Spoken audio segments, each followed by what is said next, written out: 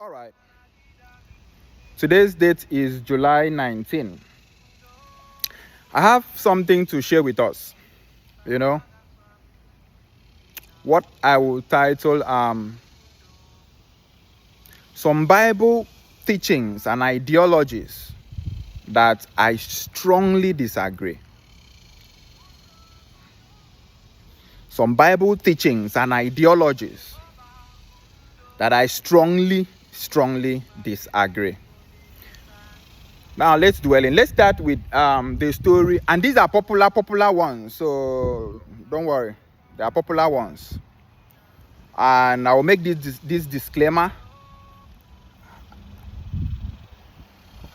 all what I'm teaching is for educational purpose, so that people can see things in other perspective and learn. Okay, it's not to destroy anybody's system. My spoken word should not alter your belief system. If I can just say things and then it alters your belief system, it means that your belief system is weak. It's very weak. Okay? So this is for educational purpose, for you to also see things in another perspective. Let's dwell in. There's no time. Let's start with the story of Cain and Abel. In Genesis, Cain and Abel. You know, there is a K lake, a very serious K lake in that story. Look at it in this perspective. You are a father. So you have two sons. You have Cain and then you have Abel. So both of these, your children, wants to honor you as their father, as their God, as their supreme. So your first child brings what he feels that he can, with this I can give it to my father and I will still be fine. You don't even have an idea how my income, my farm produce, my stuffs are.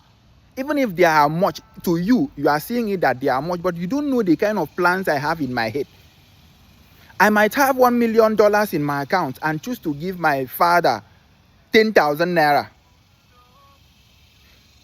When you are seeing 1 million naira and then when you are seeing $1 million and then you are seeing me giving my father $10,000, you wonder, why will I give when I have 1 million? No, my father don't really need my money. My father would always encourage me to use the money and rebuild myself. But that's not where we are going to. So your first son now brings what he has and gives you and say, Father, this is what I have. I said, okay, keep it. Your second son now comes in with trailers loads of yams, bags of rice, a lot of things in abundance. And said, Daddy, I have come to visit you, to see you, to tell you thank you. And then he turns around and gives you all those big things. Beautiful things. If you are the kind of father that will sit down and look at what your first son is giving you, to compare it with what your second son is giving you, to pass judgment by telling this first child, I don't want this one, I reject your own. I don't want it. Take this your nonsense thing and go away with your small 10,000 when you have a lot. Look at the little you are giving me. My second son, come. Your own is very beautiful. These are feminine behavior. It looks so feminine to me.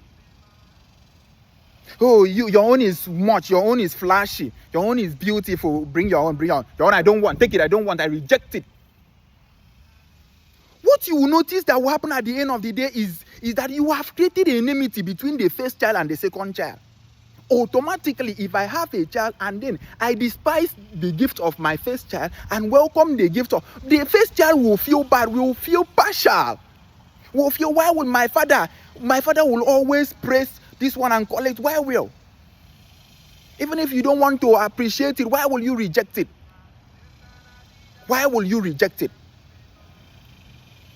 And for you to know how that dangerous that story is, the next verse, out of anger that this first child now feels jealous that his father loves this one more than him, killed this one.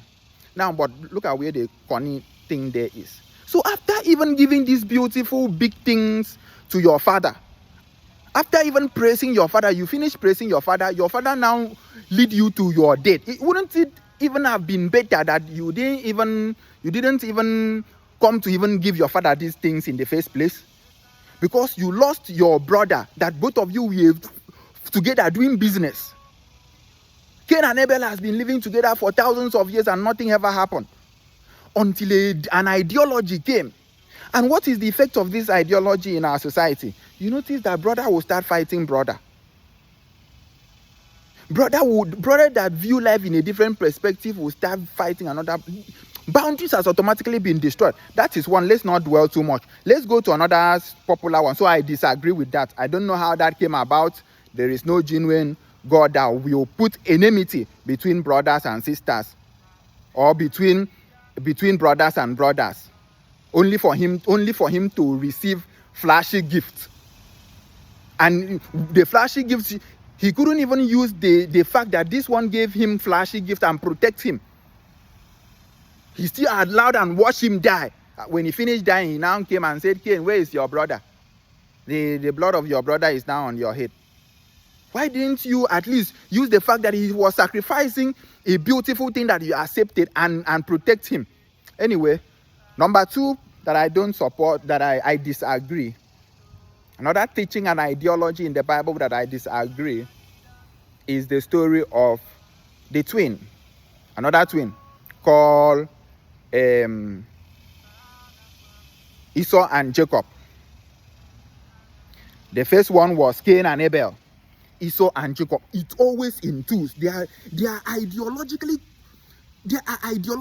shifting your brain without you noticing. They always come in twos, in black and white, in first and second. So, what is it about the story of Esau and Jacob that I don't agree? Number one, the beginning, pregnancy, an innocent baby. A particular God now choose favoritism and favors this one right from womb. What was the offense of the other one? Anyway, that is not where I disagree strongly. Anything you can choose to, I don't mind. But where I have problem is the teaching that the Esau sold his birthright because he was hungry. And everybody is even shouting at Esau, why are you so stupid? Why will you sell your birthright? That is wrong. That is wrong. You shouldn't have sold your birthright. The question is, didn't you see it clearly there in the Bible that he was hungry? You didn't see that part that he was hungry. Have you been hungry before? Do you know that hunger can kill you? Don't you know that when survival conflicts with morality, that survival will always outright morality? You don't know.